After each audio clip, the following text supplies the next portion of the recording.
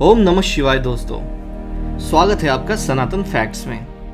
और दोस्तों कहते हैं कि अगर सावन के महीने में 12 ज्योतिर्लिंगों में से किसी भी एक के दर्शन कर लिए जाएं तो व्यक्ति का भाग्य खुल जाता है, उसकी हर इच्छा भोलेनाथ पूरी कर देते हैं।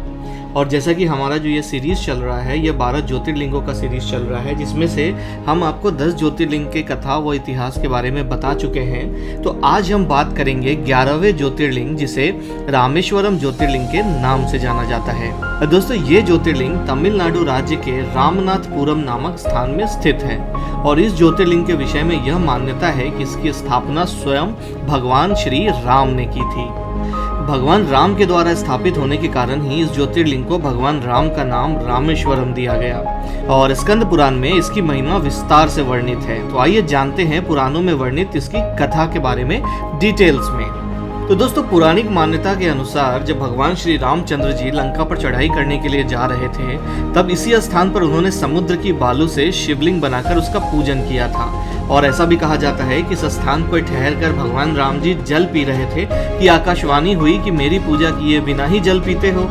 तो इस वाणी को सुनकर श्री राम जी ने बालू से यानी कि समुद्र की रेत से शिवलिंग बनाकर उसकी पूजा की तथा भगवान शिव से रावण पर विजय प्राप्त करने का वर मांगा। तभी भोलेनाथ ने प्रसन्नता के साथ यह वर भगवान राम को दे दिया और भगवान शिव ने लोक कल्याणार्थ ज्योतिर्लिंग के स्वरूप में यहाँ निवास करने की सबकी प्रार्थना स्वीकार कर ली।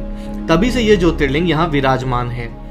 इस ज्योतिर्लिंग के विषय में एक दूसरी कथा इस तरीके से प्रचलित है कि जब भगवान श्री राम रावण का वध करके लौट रहे थे, तब उन्होंने अपना पहला पड़ाव समुद्र के उस पार गंधमादन पर्वत पे डाला। वहाँ बहुत से ऋषि और मुनिगण श्री राम के दर्शन के लिए उनके पास आए और उन सभी का आदर सत्कार करते हुए भगवान राम ने उनसे कहा कि पुलस्त्य के वंशज रावण का वध करने के कारण मुझ पर ब्रह्म हत्या का पाप लग गया है, तो आप लोग मुझे इससे निवृत्त होने का कोई उपाय बताइए।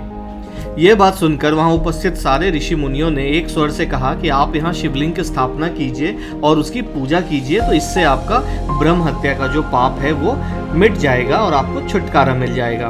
भगवान राम ने उनकी यह बात स्वीकार कर हनुमान को कैलाश पर्वत जाकर वहां से शिवलिंग लाने का आदेश दिया। हनुमान जी तत्काल ही वहां जा पहुंचे, किंतु उन्हें उस समय वहां भगवान शिव के दर्शन नहीं हुए। अतः वे उनका दर्शन प्राप्त करने के लिए वहीं बैठकर तपस्या करने लगे। और कुछ समय पश्चात शिव जी के दर्शन प्राप्त कर हनुमान जी शिवलिंग लेकर लौटे, किंतु तब तक शुभ मुहूर्त बीत जाने की आशंका से यहाँ सीता जी द्वारा लिंग की स्थापना का कार्य कराया जा चुका था।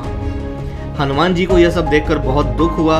उन्होंने अपनी व्यथा भगवान राम से कह सुनाई और भगवान राम ने पहले लिंग स्थापित किए जाने का कारण हनुमान जी को बताते हुए कहा कि यदि तुम चाहो तो इस लिंग को यहाँ से उखाड़ कर हटा दो। हनुमान जी अत्यंत प्रसन्न होकर उस लिंग को उखाड़ने लगे, किंतु बहुत प्रयत्न करने पर भी वह टस से मस नहीं हुआ।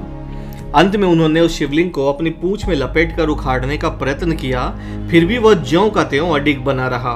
उल्टे हनुमान जी ही धक्का खाकर एक कोस दूर मूर्छित होकर जा गिरे और उनके शरीर से रक्त बहने लगा। यह देखकर सभी लोग अत्यंत व्याकुल हो उठे। माता सीता जी पुत्र से भी प्यारे अपने हनुमान के शरीर पर हाथ फेरती हुई रोने लगी।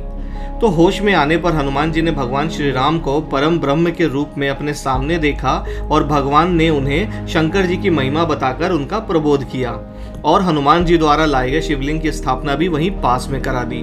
तो दोस्तों ये थी 2 कहानियां रामेश्वर ज्योतिर्लिंग के बारे में। मैं आशा करता हूं कि आपको ये वीडियो पसंद आया होगा। अगर वीडियो पसंद आया है तो इसको जल्दी से जल्दी लाइक कीजिए, अपने दोस्तों और रिश्तेदारों के साथ शेयर कीजिए और हमारे इस चैनल को सब्सक्राइब कीजिए। तो फिर मिलते हैं अगले वीडियो में। जय श्री राम।